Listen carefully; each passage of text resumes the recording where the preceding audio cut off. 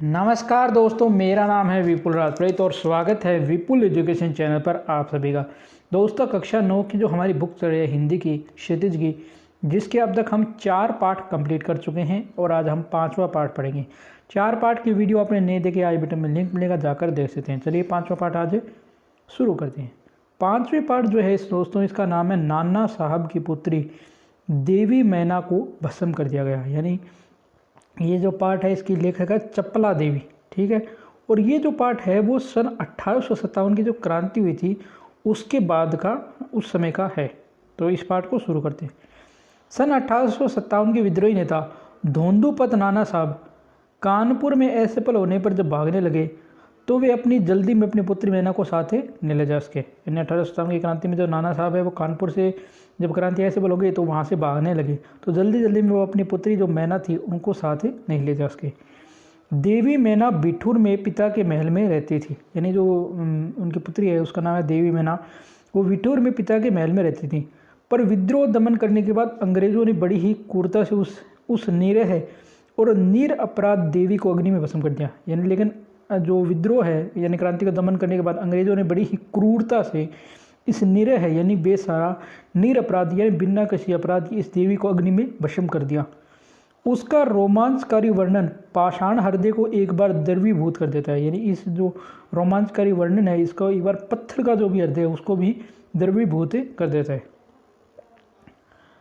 कानपुर में भीषण हत्याकांड करने के बाद अंग्रेजों का सैनिक दल बिठूर की ओर आ गया। यानी कानपुर में भीषण हत्याकांड किया था अंग्रेजों ने, उसके बाद ये जो सैनिक दल है वो बिठूर आ गया।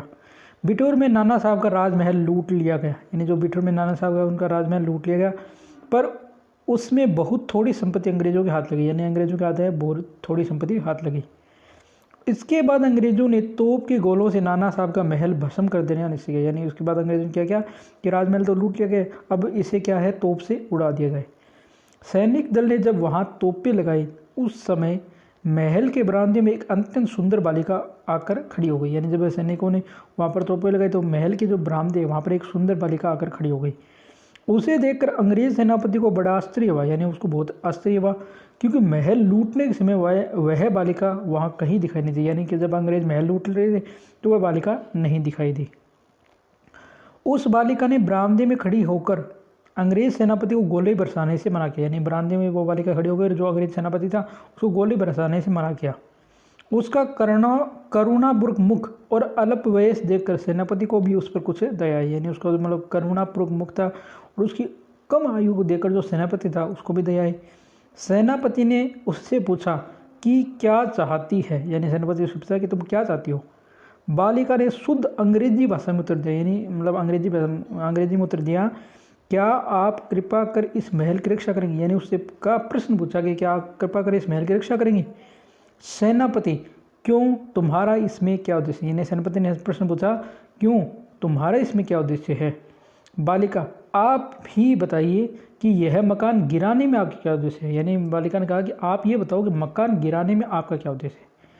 सेनापति, यह मकान विद्रोहियों के नेता नाना साहब का वास स्थान था, सरकार ने इसे विध्वंस कर देने की आज्ञा दी। यानी सेनापति ने कहा कि ये जो मकान है वो विद्रोहियों के जो नेता थे नाना साहब उनका निवास स्थान था और सरकार ने इसे नष्ट कर देने की आज्ञा दी है। बालिका, आपके विरुद्ध जिन्होंने शस्त्र उठाए थे वे दोषी हैं, पर इस जड़ पदार्थ मकान ने आपका क्या अपराध किया। यानी बालिका ने कहा कि आपके विरुद्ध जिन्होंने शस्त्र उठाए थे वे दोषी हैं, पर ये जड़ यानी पत्थर का ये जो पत्थर है ये मतलब जड़ है जड़ पदार्थ मकान है, इसने आपका क्या अपराध किया। मेरा उद्देश्य इतना ही है कि यह स्थान मुझे बहुत प्रिय है, इसी से मैं प्रार्थना करती हूँ कि इस मकान की रक्षा कीजिए। यानी उसने कहा कि मेरा उद्देश्य इतना ही है कि मैं ये स्थान जो है मुझे बहुत प्रिय है, इसीलिए मैं आपसे प्रार्थना करता हूँ इस मकान की रक्षा करें। सेनापति ने दुख प्रकट करते हुए कहा कि कर्तव्यों के अनुरोध से मुझे यह मकान गिराना होगा। सेनापति ने दुख प्रकट करके कहा कि कर्तव्यों के अनुरोध के कारण मुझे यह मकान गिराना होगा। इस पर बालिका ने अपना परिचय बताते हुए कहा कि मैं जानती हूँ कि आप जनरल हे हैं। यानी बालिका ने अपने परिचय देते हुए कहा कि अब मैं जानती हूँ कि आप जनरल हे हैं। आपकी प्यारी कन्या मैरी में और मुझ में बहुत प्रेम संबंध था। यानी उसने कहा कि आपकी जो कन्या है मेरी में और मुझे बहुत प्रेम संबंध था। कई वर्ष पूर्व मेरे पास बराबर आती थी और मुझे हृदय से चाहती थी। यानी आपकी जो कन्या है वो मेरे पास आती थी और मुझे चाहती थी। उस समय आप भी हमारे यहाँ आते थे और मुझे अपनी पुत्री के समान प्यार करते थे। यानी उसने कहा कि आप भी हमारे साथ यहाँ आते थे और मुझे अपनी पुत्री मानते थे। मालूम होता है कि आप वे सब बातें भूल गए, यानी पता चलता है कि आप वे सारी बातें भूल गए। मेरी की मृत्यु से मैं बहुत दुखी हुई थी, उसकी एक चिट्ठी मेरे पास अब तक है। यानी उसने कहा कि मेरी है उसकी मृत्यु से मैं भी दुखी हुई, उसकी एक चिट्ठी मेरे पास अब तक है। यह सुनकर सेनापति होश उड़ गए, यानी उसको आश्चर्य हुआ, उसे बड़ा ही अचरज हुआ। और फिर उसने उस बालिका को भी पहचाना, यानी उसने उस बालिका को पहचाना और कहा, अरे ये तो नाना साहब की कन्या मैना है। यानी उसने कहा ये तो नाना साहब की पुत्री मैना है। सेनापति हे कुछ क्षण ठहर कर बोले, यानी सेनापति जो हे था वो कुछ क्षण रुक कर बोले, हाँ मैंने तुम्हें पहचाना कि तुम मेरी पुत्री मैरी की सहचरी हो। यानी उसने कहा कि मैं तुम्हें पहचाने तुम मेरी पुत्री मैरी उसकी सहपाठी हो, किंतु मैं जिस सरकार का नौकर हूँ उसके आगे नहीं टाल सकता। यानी लेकिन वो कहा कि मैं ब्रिटिश सरकार नौकर हूँ और उसके आगे मैं नहीं टाल सकता, तो भी मैं तुम्हारी रक्षा का प्रयत्न करूँगा, लेकिन फिर भी मैं क्या तुम्हारी रक्षा का प्रयास करूँगा। इस समय प्रधान सेनापति जनरल आउट्रम वहाँ पहुँचे, यानी उस समय का जो प्रधान सेनापति है जनरल आउट्रम वो वहाँ पहुँचता है और उन्होंने बिगड़कर सेनापति हे से कहा, नाना का महल अभी तक तोप से क्यों न उड़ाया गया। यानी आउट्रम ने जो है सेनापति हे से कहा कि ये जो नाना का महल इसे अभी तक तोप से क्यों नहीं उड़ाया गया। सेनापति हे ने विनयपूर्वक कहा, मैं इस फिक्र में हूँ, किंतु आपसे एक निवेदन है, क्या इस तरह नाना का महल बच सकता है। यानी उसने कहा कि मैं इसी फिक्र में हूँ, किंतु आपसे एक निवेदन है, क्या किसी तरह नाना का जो महल है वह बन सकता है। आउट्रम ने कहा, गवर्नर जनरल की आज्ञा के बिना ये संभव नहीं है। यानी उसने कहा कि जो गवर्नर जनरल है उसकी आज्ञा के बिना ये संभव नहीं है। नाना साहब पर अंग्रेज़ों का क्रोध बहुत अधिक है, यानी नाना साहब उन पर अंग्रेज़ों का क्रोध है वो बहुत ज़्यादा है। नाना का वंश या महल पर दया दिखाना असंभव, यानी नाना के जो वंशज है या उसके महल पर दया दिखाना बहुत ही असंभव है। सेनापति हे ने कहा, तो लॉर्ड कैनिंग यानी गवर्नर जनरल को इस विषय इख्तियार देना चाहिए। यानी जो उस समय का गवर्नर जनरल था लॉर्ड कैनिंग, उसको इस विषय पर एक इख्तियार यानी एक पत्र भेजना चाहिए। आउट्रम, आखिर आप ऐसा क्यों चाहते हो। हम ये महल विध्वंस किए बिना और नाना की लड़की को गिरफ्तार किए बिना नहीं छोड़ सकते। आउट्रम ने कहा कि आखिर आप ऐसा क्यों चाहते हो, हम ये महल विध्वंस किए बिना और नाना की लड़की को गिरफ्तार किए बिना नहीं छोड़ सकते। सेनापति हे मन में दुखी होकर वहाँ से चला गया, यानी वो वहाँ से दुखी होकर चला गया। इसके बाद जनरल आउट्रम ने नाना का महल फिर घेर लिया। जो जनरल आउट्रम था उसने नाना का महल फिर घेर लिया। महल का फाटक तोड़कर अंग्रेज सिपाही भीतर घुस गए, यानी महल का जो फाटक तोड़कर अंग्रेज सिपाही अंदर चले गए। मैना को खोदने लगे, यानी मैना को वहाँ पर खोदने लगे। किंतु आश्चर्य है कि सारे महल का कोना कोना खोज डाला पर मैना का पता नहीं, यानी उन्होंने सारे महल को खोज डाला पर मैना का पता नहीं चला।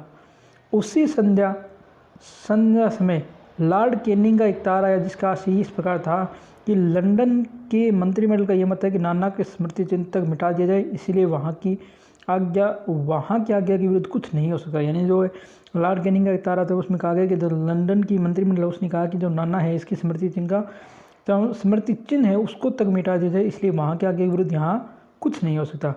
उसी क्षण जो क्रूर जनरल आउट्रम की आज्ञा सेना साहब के सुविशाल राज मंदिर पर तोप की गोले बरसाने लगे, यानी उसी समय जनरल आउट्रम की आज्ञा से जो सेना है वो नाना साहब की जो विशाल राज मंदिर है इस पर तोप की गोले बरसाने लगे। लगभग घंटे भर में वह महल जो है वो मिट्टी में मिला दिया गया।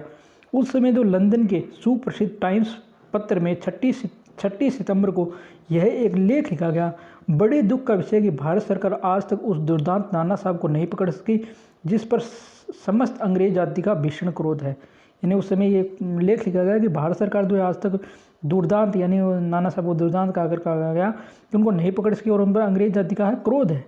जब तक हम लोगों के शरीर में रक्त रहेगा तब तक कानपुर में अंग्रेज़ों के हत्याकांड का बदला लेना हम लोग नहीं भूलेंगे। यानी उन्होंने कहा कि जब तक हमारे शरीर में खून रहेगा तब तक कानपुर में जो अंग्रेज़ों का हत्याकांड हुआ उसका बदला लेना हम नहीं भूलेंगे।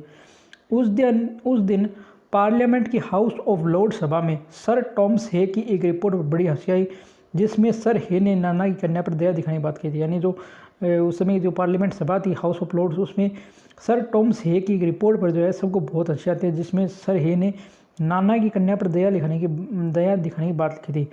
हे के लिए निश्चय ये कलंक की बात है जिस नाना ने अंग्रेज नारियों का सहार किया उसकी कन्या के लिए क्षमा। यानी उन्होंने कहा कि हे के लिए बहुत ही शर्म की बात है कि जिस नाना साहब ने अंग्रेज नारियों का सहार किया उस कन्या के लिए वो क्षमा मांग रहे हैं। अपना सारा जीवन युद्ध में बिताकर अंत में वृद्धावस्था में सर टॉमस हे एक मामूली महाराष्ट्र बालिका के सौंदर्य पर मोहित होकर अपना कर्तव्य भूल गए। इन्होंने कहा कि उन्होंने अपना सारा जीवन जो है युद्ध में बिताया और अंत में बुढ़ापे के समय में वो सर टॉम्स है वो एक मामूली महाराष्ट्र बालिका के सौंदर्य पर मोहित होकर अपना कर्तव्य भूल गए। हमारे मत में नाना के पुत्र, कन्या तथा अन्य कोई भी संबंधी जहाँ कहीं मिले मार दिया जाए। यानी उन्होंने कहा कि हमारा ऐसा विचार है कि नाना का पुत्र, कन्या या और कोई भी संबंधी जहाँ कहीं मिले उसे मार डाला जाए। नाना के जिस कन्या से हे का प्रेम लाभ हुआ उसको उन्हीं के सामने फांसी लटका दी। यानी उन्होंने कहा कि नाना के कन्या के जिस कन्या से सर हे का प्रेम प्रलाप हुआ है उसको उन्हीं के सामने फांसी लटका दिया जाना चाहिए। सन 57 के सितंबर मास में अर्धरात्रि के समय चांदनी में एक बालिका स्वच्छ उज्ज्वल वस्त्र पहने नाना साहब के भगन विशिष्ट प्रसाद के ढेर पर बैठी रो रही थी। यानी 1857 के सितंबर मास में अर्धरात्रि के समय था, चांदनी में एक बालिका अच्छे कपड़े पहने नाना साहब का तो भगन विशिष्ट प्रसाद था यानी महल था उसके ढेर पर बैठी रो रही थी। पास में ही जनरल आउटरम की सेना भी ठहरी थी। यानी पास में जनरल आउटरम की सेना ठहरी थी। कुछ सैनिक रात्रि के समय रोने की आवाज़ सुनकर वहाँ गए। यानी कुछ समय जो सैनिक थे वो रात्रि के समय रोने की आवाज़ सुनकर वहाँ गए। बालिका केवल रो रही थी, सैनिकों के प्रश्न का उत्तर नहीं दे रही थी। यानी बालिका जो रो रही थी और सैनिकों के प्रश्न का उत्तर नहीं दे रही थी। इसके बाद कराल रूपधारी जनरल आल्ट्रम भी पहुँचता है। यानी काल रूपधारी जो है जनरल आल्ट्रम वहाँ पहुँचता है। वह उसे तुरंत पहचान कर बोला, ओहो ये नाना की लड़की मैना है। यानी उसने उसको पहचान लिया कि ये तो नाना की लड़की मैना है। पर वह बालिका किसी और न देखती थी, न अपने चारों ओर सैनिकों को जरा भी डरी। यानी बालिका ने किसी को नहीं देखा और अपने चारों ओर सैनिकों को देखकर भी वो नहीं डरी। जनरल आउटरम ने आगे बढ़कर कहा, अंग्रेज सरकार की आज्ञा से मैंने तुम्हें गिरफ्तार किया। यानी उसने कहा कि अंग्रेज सरकार की आज्ञा से मैंने तुम्हें गिरफ्तार किया है।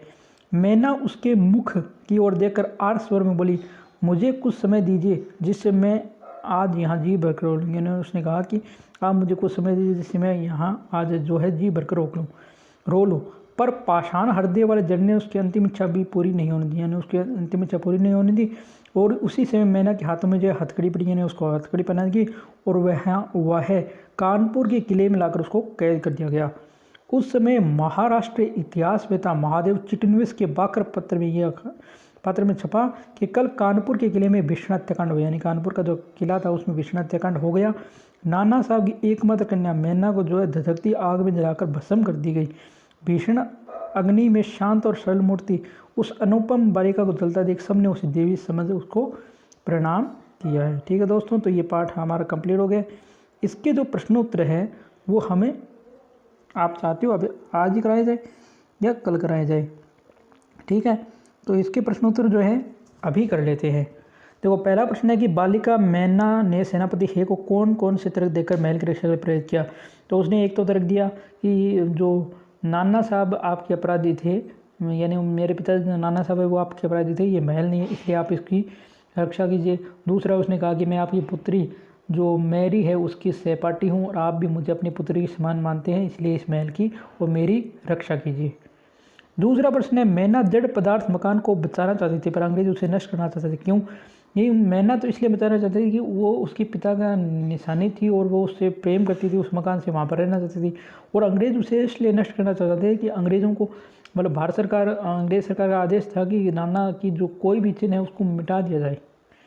सर टॉमस हे के मैना पर दया भाव के क्या कारण थे? यानी एक तो उनकी मतलब उनकी जो पुत्री थी मेरी, उनकी वो सहेली थी और वह भी उन्हें पुत्री समान मानते थे और वे एक मतलब छोटी बालिका थी इसलिए। चौथा, मैना की अंतिम इच्छा थी कि वह उस प्रसाद के ढेर पर बैठकर जी भरकर रो ले, किंतु पाषाण देने वाले जनरल ने किस भय से उसकी इच्छा पूर्ण नहीं होनी थी। यानी मतलब जनरल आर्ट्रम को ये लगा कि अगर मैं ये सोचूं कि ये बालिका यहीं पर बैठ के रो ले और किसी अंग्रेज अधिकारी को, मुझसे बड़े अंग्रेज अधिकारी को पता चले कि मैंने भी ऐसी दया दिखाई तो शायद मेरी नौकरी भी चली जाए। पांचवा, बालिका मैना की तरह थी कौन कौन सी विशेषता आप अपनाना चाहेंगे और क्यों? यानी बालिका मैना एक तो मतलब निडर थी, मतलब इतनी बड़ी अंग्रेज अधिकारी के सामने वो इस प्रकार खुलकर बोल रही थी और सौम्य स्वभाव की थी और करुणापूर्वक बोल रही थी, इस प्रकार की उसकी विशेषताएं। छठा, टाइम्स पत्र ने 6 सितंबर को लिखा था कि बड़े दुख का विषय है कि भारत सरकार आज तक उस दुर्दांत नाना साहब को नहीं पकड़ सकी। इस वाक्य में भारत सरकार क्या है? भारत सरकार से उस समय की जो भारत सरकार है, जो ब्रिटिश भारत सरकार थी उससे है। ठीक है, तो दोस्तों ये पाठ पूरा हो गया और हमने आपको प्रश्नोत्तर भी करा दिए। कल जो है हम छठा पाठ देखेंगे, तो ये पाठ बहुत ही अच्छा पाठ है। तो ये पार्ट आपको कैसा लगा कमेंट करके जरूर बताना। वीडियो को लाइक करना, शेयर करना नहीं भूलिए। चैनल को आपने अभी तक सब्सक्राइब नहीं किया तो आप चैनल को जरूर सब्सक्राइब कीजिए, बेल आइकन घंटी को प्रेस कीजिए। धन्यवाद दोस्तों। जय हिंद, जय भारत। कर रहे हैं स्वस्थ।